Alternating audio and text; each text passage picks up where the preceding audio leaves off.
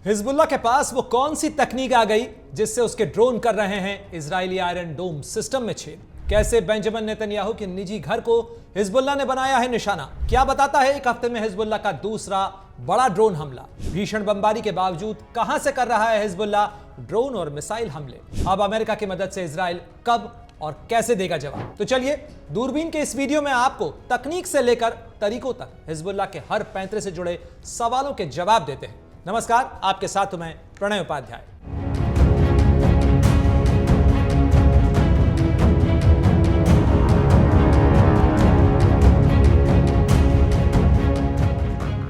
Israel में समंदर के किनारे बसे सिजरिया शहर में बना प्रधानमंत्री बेंजामिन नेतन्याहू का निजी घर शनिवार की सुबह अचानक ड्रोन हमले का निशाना बन गया।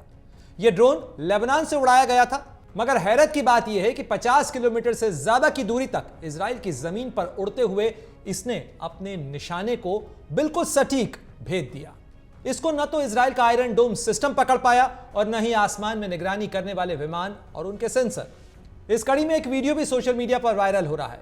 अमर उजाला इस वीडियो की पुष्टि तो नहीं करता, लेकिन यह दावा किया जा रहा है कि जिस वक्त हिजबुल्लाह का यह ड्रोन इजराइल की हवाई सीमा में था, तब इजरायली वायुसेना का एक हेलीकॉप्टर ठीक पास से गुजर रहा था, मगर हेलीकॉप्टर इस ड्रोन को न तो नष्ट कर पाया न ही पकड़ पाया। अगर वीडियो सही नहीं हो तो भी यह सवाल खड़ा होता है कि आखिर हिजबुल्लाह का ड्रोन इजराइल के आसमानी किले को आखिर कैसे भेद गया।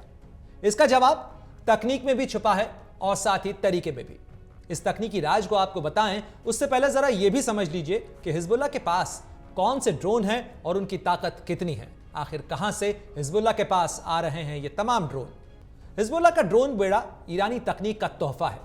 ईरान की मदद से हिजबुल्लाह ने जो ड्रोन विकसित किए हैं या पाए हैं, उसमें मिरसाद 1 से लेकर मोहजर 4 और शाहिद जैसे उन्नत ड्रोन भी शामिल है।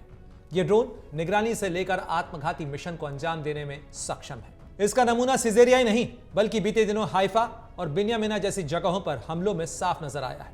कुछ दिनों पहले ही हिजबुल्लाह के ड्रोन ने इजरायली सेना के एक बेस में मौजूद डाइनिंग हॉल को निशाना बनाया था, वो भी ऐसे वक्त जब वहां बड़ी संख्या में लोग मौजूद थे, खाना खा रहे थे। इस हमले में 4 इजरायली सैनिक मारे गए थे और कई सैनिकों समेत बड़ी संख्या में लोग घायल हुए थे। नक्शे पर देखें तो यह पता चलता है कि हाल के दिनों में हिजबुल्लाह के ज्यादातर ड्रोन हमले इजराइल के तटीय इलाकों में हुए।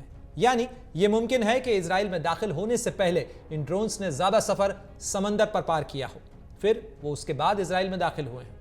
खैर, हिजबुल्लाह के ड्रोन्स के इजराइल में दाखिल होने का रास्ता कोई भी रहा हो, लेकिन इस बात से इनकार नहीं किया जा सकता कि इन हमलों ने इजराइल के आयरन डोम सिस्टम की एक बड़ी कमी को उजागर कर दिया है। वो आयरन डोम सिस्टम जिसने एक साथ ईरान की 200 बैलिस्टिक मिसाइल्स को मार गिराया और बड़ा नुकसान होने से बचा लिया, वो कवच बीते कुछ दिनों में 2 बार फेल हो गया है।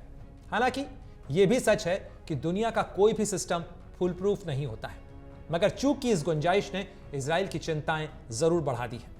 तो चलिए अब आपको बताते हैं कि ड्रोन तकनीक में खुद बड़ी महारत रखने वाले इजराइल में हिजबुल्लाह के ड्रोन आखिर कैसे सेंध लगा पा रहे हैं। इस सवाल का बड़ा जवाब मानव रहित विमान यानी ड्रोन की बनावट और उसकी चाल में छिपा है। हिजबुल्लाह के पास मिरसाद 1 जैसे ड्रोन हैं जो आकार में छोटे हैं और इनका बाहरी खोल प्लास्टिक का होता है, इसीलिए रडार की पकड़ में ये आसानी से नहीं आते। साथ ही रडार की पकड़ से बचने के लिए ये ड्रोन जमीन से कम ऊंचाई पर उड़ते हैं। इतना ही नहीं, बार बार चाल बदलने की काबिलियत रखने के कारण ड्रोन की पहचान मुश्किल हो जाती है। मिरसाद 1 120 किलोमीटर की रेंज तक करीब 40 किलो विस्फोटक ले जा सकता है, यानी देखन में छोटे लगे मगर घाव करें गंभीर। जानकारों का मानना है कि हाल के हमलों में ड्रोन शैडो तकनीक का भी इस्तेमाल हुआ हो सकता है, यानी ऐसी तकनीक जिसमें इजराइल के किसी निगरानी ड्रोन के पीछे चलते हुए ही यह हिजबुल्लाह का ड्रोन अपने लक्ष्य के करीब तक पहुंचा हो। यह रडार पर पहचान छुपाने का एक पुराना पैंतरा है। जाहिर है, अपने निगरानी और लड़ाकू ड्रोन्स के बेस पर लौटते समय एयर डिफेंस सिस्टम को कुछ देर के लिए निष्क्रिय किया जाता है ताकि अपने ड्रोन की सुरक्षित लैंडिंग कराई जा सकते हैं। उसी खिड़की का इस्तेमाल करते हुए यह मुमकिन है कि यह हमलावर ड्रोन भी इजराइल की वायु सीमा में दाखिल हुआ हो। हालांकि यह तरीका आसान नहीं है और इसके लिए बहुत सटीक नेविगेशन और सुरक्षित रेडियो फ्रीक्वेंसी की भी जरूरत होती है। अभी यह कहना मुश्किल है कि क्या हिजबुल्लाह के पास इतना सुरक्षित कम्युनिकेशन फ्रीक्वेंसी और सिस्टम है, क्योंकि अगर हिजबुल्लाह के पास इतना ही सुरक्षित संचार सिस्टम होता तो फिर उन्हें पेजर जैसे पुरातन साधनों के इस्तेमाल की जरूरत नहीं होती। इसके अलावा इजराइल का अभेद कवच कहलाने वाले आयरन डोम सिस्टम को चकमा देने के लिए ड्रोन और रॉकेट को एक साथ लॉन्च करने का पैतरा भी इस्तेमाल किया जा रहा है। हाल के दिनों में हिजबुल्लाह ने हाइफा से लेकर सिजेरिया तक किए अपने ड्रोन हमलों में पहले कई रॉकेट एक साथ दागे। जाहिर तौर पर आयरन डोम सिस्टम में हमलावर रॉकेट का पता लगाने और उसे नष्ट करने की एक निर्धारित क्षमता है। ऐसे में जब उसका रडार आसमान में आते किसी रॉकेट और उड़ते हुए किसी ड्रोन का पता लगाता है तो टारगेट प्रायोरिटाइजेशन भी करता है, यानी कौन से टारगेट को पहले नष्ट करना है। ऐसे में हमलावर ड्रोन के बच निकलने की एक गुंजाइश बन जाती है, यानी आयरन डोम सिस्टम अगर प्रायोरिटाइज करेगा तो पहले हमलावर रॉकेट को मार गिराएगा और इसमें यह संभव है, यह मुमकिन है, गुंजाइश बनती है कि जो हमलावर ड्रोन है वो बचकर निकल जाए और अपने लक्ष्य तक पहुंच जाए।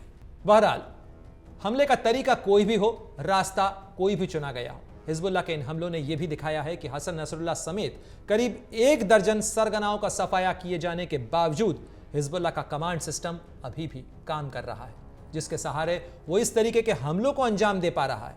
इतना ही नहीं, पश्चिम एशिया के सबसे बड़े हथियारबंद समूह हिजबुल्लाह के पास जमीन के नीचे मौजूद सैनिक ठिकानों का तंत्र अभी बाकी है, जहां से रॉकेट और ड्रोन दागे जाते हैं। जाहिर है इन हमलों का अब इजराइल की तरफ से जवाब आएगा और वो जवाब लेबनान पर भीषण बमबारी की शक्ल में हो तो कोई आश्चर्य नहीं होना चाहिए। ऐसे में फिलहाल 1 साल बाद भी पश्चिम एशिया में छिड़ी जंग के रुक जाने की उम्मीद बेहद धुंधली है, बल्कि इन हमलों ने जंग की आग को अभी और भड़काया ही है। अगर आप ये वीडियो YouTube पर देख रहे हैं तो हमारे चैनल को सब्सक्राइब कर बेल आइकन दबाएं और Facebook पर देख रहे हैं तो हमारे पेज को लाइक करें।